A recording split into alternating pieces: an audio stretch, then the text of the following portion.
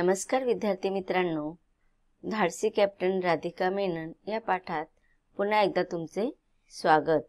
आज आपण बालभारती पाठ्यपुस्तकातील धडा क्रमांक 8 अभ्यासणार आहोत आणि या पाठाचा हा सेशन क्रमांक 2 आहे। या पाठामध्ये आपल्याला लेखकाने राधिका मेनन, धाडसी कॅप्टन राधिका मेनन यांच्या शौर्याचं वर्णन केलेलं आहे। यापूर्वीच्या पाठाच्या भागामध्ये आपण त्यांचा संक्षिप्त परिचय पाहिला, त्यांचा म्हणजे कोणाचा, लेखकांचा।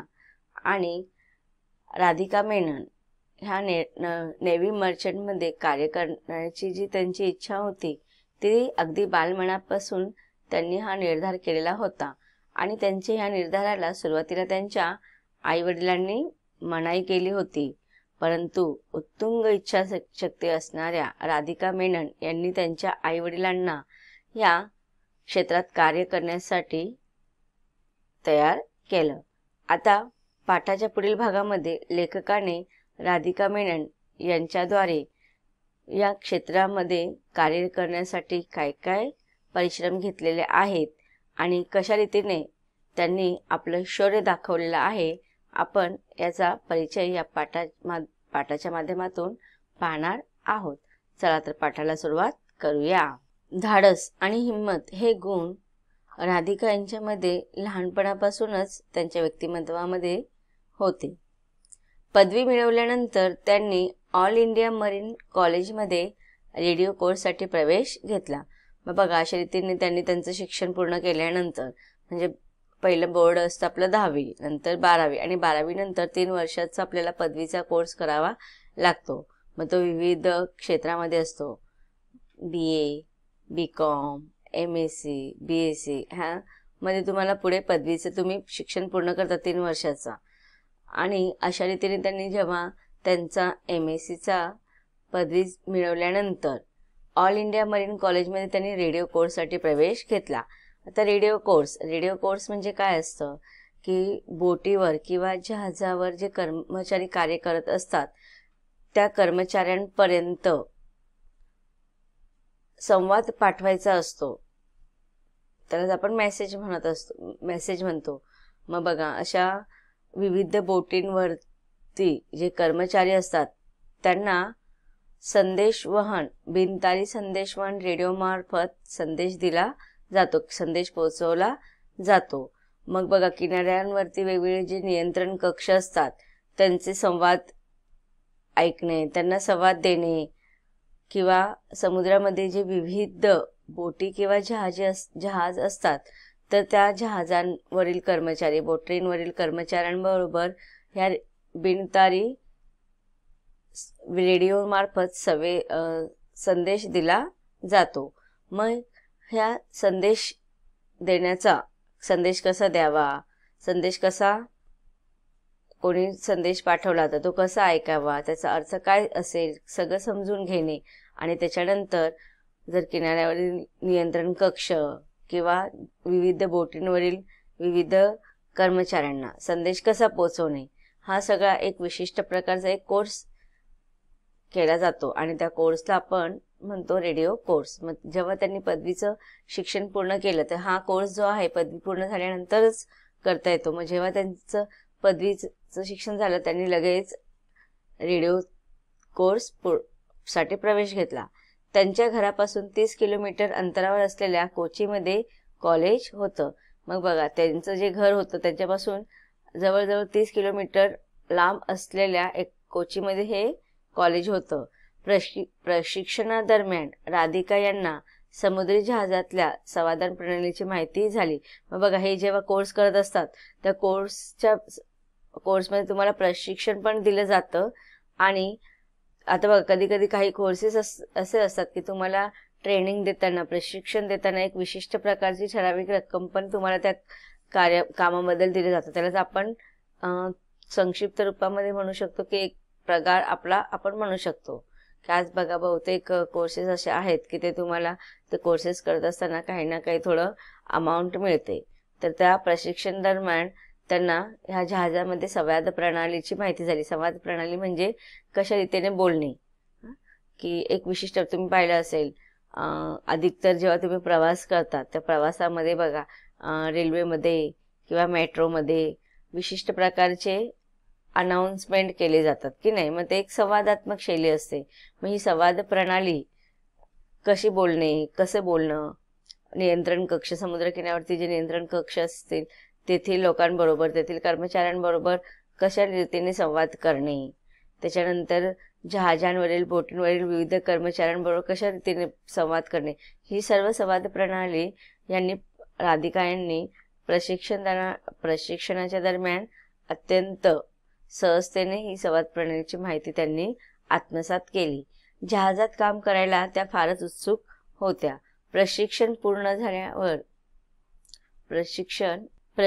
झाल्यावर शिपिंग कॉर्पोरेशन ऑफ इंडियामध्ये प्रशिक्षक रेडिओ ऑफिसरची नोकरी मिळाली आणि त्यांचे समुद्री जहाजात काम करण्याचे स्वप्न पूर्ण झाले. मग अशा रीतीने बघा, रेडिओ कोर्सचे जर प्रशिक्षण किंवा ट्रेनिंग घेत असतानाच त्यांना पूर्ण झाली तो कोर्स आणि नंतर शिपिंग कॉर्पोरेशन ऑफ इंडियामध्ये त्यांना प्रशिक्षक रेडिओ ऑफिसरची नोकरी मिळाली. आणि अशा रीतीने जे लहानपणापासून त्यांनी स्वप्न उराशी बाळलं होतं समुद्री जहाजामध्ये काम करावे, तर ते त्यांचं स्वप्न त्यावेळी पूर्ण झालं. नियमानुसार समुद्री क्षेत्रात निर्धारित वेळेत काम केल्यानंतर 2010 साली त्यांनी मास्टर सर्टिफिकेटसाठी अर्ज केला. बघा, आता एखादं आपण प्रशिक्षण घेत असताना एखादं कामावरती रुजू झाल्यानंतर सुद्धा बघा, ते विशिष्ट कालावधीनंतर की एवढे वर्षाचा अनुभव झाला आपल्याला, 1 वर्षाचा, 2 वर्षाचा किंवा विशिष्ट वर्षाचा अनुभव झाल्यानंतर तुम्हाला त्याच्या पुढील पद ग्रहण करण्यासाठी काही विशिष्ट प्रकारचे परीक्षा दिल्या जातात. तर त्या पद्धतीनेच त्यांना एक समुद्र क्षेत्रामध्ये जेव्हा ते कार्य करत होते तर निर्धारित वेळेमध्ये त्यांनी काम केल्यामुळे पुढेच्या त्या पदवी प्राप्त करण्यासाठी त्यांनी जे सर्टिफिकेट त्यांना पाहिजे होतं, मास्टर सर्टिफिकेट, त्याच्यासाठी त्यांनी 2010 मध्ये अर्ज केला. आणि या दरम्यान त्यांना बराच काळ घरापासून लांब राहावे लागलं. पण रोमांचकारी प्रवासामुळे त्या खूप खुश होत्या. बघा, एक तर त्या रेडिओ कोर्स करत असताना त्यांना त्यावेळी सुद्धा घरापासून 30 किलोमीटर अंतरावरती जाऊन ते प्रशिक्षण घ्यावं लागायचं. त्याच्यानंतर मग जेव्हा त्यांनी रेडिओ ऑफिसरची नोकरी स्वीकारली तर त्यांना प्रत्यक्ष जहाजावरती जाऊन कार्य करावं लागत होतं. मग अशा वेळेस त्यांना बराच काळ घरापासून लांब राहावं लागायचं. पण त्यांच्या लहानपणापासूनचे स्वप्न असल्या कारणाने हा प्रवास त्यांना अत्यंत रोमांचकारी वाटायचे. त्यामुळे घरापासून दूर राहिल्यामुळे जी काही मनामध्ये त्यांची घालमेल होती ती अत्यंत भावनिक होऊन त्या कमी रीतीने त्यांची ती घालमेल होत होती. कारण की त्यांनी जी नोकरी स्वीकारली होती किंवा जे क्षेत्र त्यांनी स्वीकारले होते ते अत्यंत मनापासून स्वीकारलं होतं आणि त्यामुळे त्यांना हा प्रवास करत असताना फार म्हणजे आता कोणालाही सुरुवातीला आपल्या घरापासून, कुटुंबापासून लांब राहणे म्हणजे फार अवघड असते. पण त्यावेळेस त्यांनी जे क्षेत्र निवडलं होतं त्यांनी ते मनापासून निवडल्या कारणाने त्यांना हा प्रवास अत्यंत आवडू लागला होता. शेवटी त्यांचं हे आवडीचं काम होतं ना. आता त्यांचं लक्ष होतं समुद्री जहाजांची कमांड सांभाळायची. आता बघा, हळूहळू त्यांना पुढच्या पदावरती जाण्याचं एक निर्धार त्यांनी केलेलं होतं. मग समुद्री जहाज जे काय होतं, आता तुम्हाला माहिती असेल की एक विशिष्ट प्रकारचा अनुभव आल्यानंतर तिकडचं सगळं कार्य विस्तारित रूपाने आपण आत्मसात केल्यानंतर आपल्या जबाबदाऱ्या सुद्धा वाढत जातात. म्हणजे पुढचे पद आपल्याला दिलं जातं. मग अशाच रीतीने जेव्हा त्या समुद्राच्या बोटींवरती किंवा जहाजांवरती कार्य करत होते मग हळूहळू त्यांचं पद वाढत गेलं. सुरुवातीला त्या कॅप्टन म्हणून काम करत होत्या. समुद्र क्षेत्रामध्ये त्या एक कर्मचारी म्हणून कार्यरत होत्या. पण नंतर पुन्हा त्यांना पुढे जहाजाचे काम सांभाळण्याचं त्यांची इच्छा होती आणि मग समुद्री जहाजाची कमांड सांभाळायची होती. आणि हे स्वप्न त्यांचं 2012 साली पूर्ण झालं. म्हणजे 2010 मध्ये त्यांना मास्टर सर्टिफिकेटसाठी अर्ज केला तर ते सर्टिफिकेट पण त्यांना मिळालं. आणि अशा रीतीने 2 वर्षानंतर अथक प्रयत्न केल्यानंतर त्यांना जहाजाची कमांड म्हणजे जहाजाचे कॅप्टनच्या रूपामध्ये त्यांना ते पद देण्यात आलं. राधिका देशातल्या पहिल्या मर्चंट नेव्ही कॅप्टन बनल्या. बघा, हे जे पद आहेत की त्यांना भारतामधील पहिल्या मर्चंट नेव्ही कॅप्टन हे पद त्यांना 2012 मध्ये मिळालं. त्यांच्या मर्चंट नेव्हीच्या संपूर्ण स्वराज्य या जहाजाची कमान सांभाळायला दिली गेली. आता बघा, तुम्ही पाहत असाल की विक्रांत जहाज वगैरे तुम्ही हे नाव ऐकलेले असतील, की एक विशिष्ट प्रकारची युद्धाचे माल वाहतूक किंवा समुद्र जहाजांमध्ये जे काही युद्ध होतं, तर त्यावेळेस विशिष्ट प्रकारचे जहाज किंवा बोटींचा प्रयोग केला जातो आणि त्यांना एक विशिष्ट नाव दिलं जातं. मग अशा रीतीने मर्चंट नेव्हीच्या संपूर्ण स्वराज नावाचं जे जहाज होतं, त्या जहाज सांभाळण्याची जी जबाबदारी होती ती कोणावरती पडली? राधिका मेनन यांच्यावरती ती जबाबदारी सोपवण्यात आली. मग अशा रीतीने त्यांना मर्चंट नेव्हीच्या संपूर्ण स्वराज्य जहाजाची कमान सांभाळायला दिली गेली. या दरम्यान त्यांचा विवाह नेव्हीमधील एका रेडिओ ऑफिसरशी झाला. एकाच व्यवसायात असल्या कारणानं नवऱ्याला त्यांच्या जबाबदारीची माहिती होतीच. आई बनल्यावर अडचणी वाढल्या. कौटुंबिक आणि नोकरीची जबाबदारी सांभाळताना अनेक अडचणी आल्या, परंतु त्या अजिबात डगमगल्या नाहीत. आता बघा, इथे जसं त्यांच्या कामावरती अथांग प्रयत्न करत असताना ज्या प्रकारे ते कार्यरत होते त्याचं वर्णन केलेलं आहे. नंतर त्यांचं कौटुंबिक वातावरण पण सांगितलेलं आहे की त्यांचा विवाह एका नेव्हीमधील ऑफिसरशी झाल्यामुळे ह्या व्यवसायामध्ये त्यांच्या मिस्टरांना सुद्धा त्यांच्या जबाबदारीची जाणीव असल्या कारणाने विशेष त्यांना लग्न झाल्यानंतर काही समस्या निर्माण नाही झाल्या. आता तुम्ही पाहत असाल की एखादी स्त्री जर लग्नाच्या आधी नोकरी करत असेल तर लग्न झाल्यानंतर माहेरच्या आणि सासरच्या कुटुंबांमधील तिकडील वातावरणामध्ये फरक असल्या कारणाने अधिक स्त्रियांना म्हणजे जास्त तर स्त्रियांना फार कठीण प्रसंग असतात त्यांच्या जीवनामध्ये, हे की घरही सांभाळा, नोकरीही सांभाळा. तर त्यावेळेस त्यांची तारेवरची कसरत होत असते. परंतु राधिका मेनन यांच्या कुटुंबातील लोकांनी त्यांना फार सांभाळून घेतलं.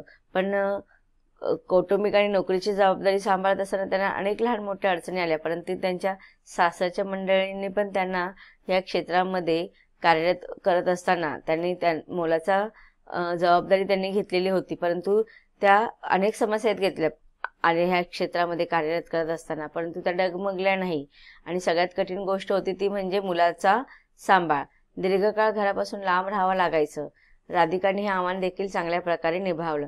मग बघा, जेव्हा लग्न झालं, लग्नानंतर मग काही वर्षानंतर त्या जेव्हा आई बनल्या, मग एक तुम्हाला माहिती असतं की स्त्रीच्या जीवनामध्ये अनेक गोष्टी बदलत असतात, त्यांच्या जबाबदाऱ्या पण वाढत असतात आणि मग हे सगळं कामावरती त्यांचा परिणाम होत असतो. पण कामावरती काही परिणाम होऊ नये म्हणून त्यांच्या घरातील मंडळींनी त्यांच्या मुलाला सांभाळायची जबाबदारी सुद्धा तर घेतलीच, पण त्या निश्चिंत मनाने त्यांच्या कार्यावरती, त्यांच्या कामावरती ध्यान द्यावं किंवा लक्ष द्यावं याच्यासाठी त्यांनी नेहमीच त्यांना सपोर्ट केलेला आहे. मग अशा रीतीने राधिकांच्या जीवनामध्ये अनेक आव्हाने येत गेले, अनेक समस्या येत घेतले, पण त्यांनी त्या आव्हानांना देखील चांगल्या प्रकारे निभावलं. राधिकाच्या या रोमांचकारी प्रवासात घरच्यांनी मोठी साथ दिली. 22 जून 2015 रोजी एक घटना घडली. आता बघा, इथे आतापर्यंत आपण त्यांचं बालपण, त्यांनी पुढील त्यांचं शिक्षण, त्याच्यानंतर त्यांचं लग्नानंतरचा कौटुंबिक प्रवास, ह्या सगळ्यांबरोबर अभ्यासला. आता त्यांच्या जीवनामधील सगळ्यात महत्त्वाचा प्रसंगाचं वर्णन इथे लेखकाने केलेला आहे. काय झालं होतं की 22 जून 2015 रोजी एक घटना घडली. तेव्हा राधिका संपूर्ण स्वराज जहाजावरती तैनात होत्या. रात्रीची जवळपास 11 वाजले होते आणि जोराच्या वादळामुळे समुद्री लाटांनी रौद्र रूप धारण केले होते. बघा, आता इथे 22 जून 2015 ह्या दिवसाचं वर्णन केलेलं आहे. रात्रीची वेळ होती, रात्रीचे जवळजवळ 11 वाजलेले होते आणि त्यांनी नेहमीप्रमाणे त्यांच्या त्यांच्या जहाजावरती होते ते, आणि जहाजावरती कार्यरत असताना, नौकेवरती कार्यरत असताना अचानक काय झालं की रात्री 11च्या दरम्यान जोराचा वादळी पाऊस आल्यामुळे किंवा जोराचं वादळ आल्यामुळे समुद्रामध्ये लाटांनी रौद्र रूप धारण केलेलं होतं. मोसमाचा अवतार खतरनाक बनला होता. तेवढ्याच जहाजातल्या एका अधिकाऱ्याने ओडिशाच्या गोपाळपूर किनाऱ्यापासून 2.5 किलोमीटर अंतरावर मासेमारांची नाव लाटांच्या गर्तेत सापडले असल्याचे सांगितले. बघा, आता काय प्रसंग झालेला होता की गोपाळपूर ओडिशामध्ये असलेले गोपाळपूर किनाऱ्यावरती ना 2.5 किलोमीटर अंतरावरती मासेमारांची नाव त्या वादळामध्ये समुद्र लाटांचे जे काही रौद्ररूप धारण केलेलं होतं त्या लाटांमध्ये ती जहाज किंवा ती नाव मासेमारांचे नाव अडकले असल्याची किंवा सापडले असल्याचे सांगण्यात आले.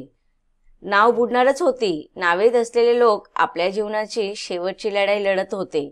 अधिकाऱ्यांनी तत्काळ राधिका यांना रेडिओवर सूचना पाठवली. बघा आता काय झालेलं होतं की त्या गोपाळपूर किनाऱ्यावरती जी काही नाव गेलेली होती समुद्रामध्ये, ते समुद्रामध्ये वादळ आल्या कारणाने ती नाव त्या वादळामध्ये अडकली होती, सापडली होती.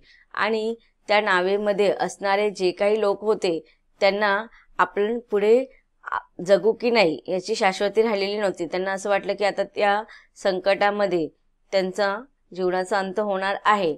आणि हे अधिकाऱ्याने तात्काळ राधिका यांना रेडिओवर सूचना पाठवली. मॅडम, समुद्रात एक नाव फसले आहे. त्यात असलेले मच्छीमार अडचणीत सापडले आहे. बघा, संवाद प्रणालीनुसार रेडिओ मार्फत राधिका मेनन यांना ही सूचना देण्यात आली. सूचना मिळताच त्यांनी दुर्बिणीने समोर नजर टाकली. खरोखरच नाव बुडण्याच्या अवस्थेत होती. मग बघा, सूचना मिळाल्यानंतर त्या जराही वेळ न दवडता लगेच त्यांनी काय केलं, दुर्बिणीने अथांग समुद्रामध्ये नजर टाकली आणि खरोखरच त्यांना ती नाव बुडण्याच्या अवस्थेमध्ये दिसली. तर विद्यार्थी मित्रांनो, आतापर्यंत आपण पाहिलं की समुद्राच्या त्या समुद्री वादळामध्ये एक जहाज अडकलेला आहे आणि राधिका मेनन यांना ही सूचना देण्यात आलेली आहे. आता या सूचनेनंतर राधिका मेनन हे काय निर्णय घेणार आहेत याबद्दल आपल्याला जाणून घ्यायचं आहे. पण आपण हे सर्व पाठाच्या पुढील भागात अभ्यासणार आहोत. धन्यवाद.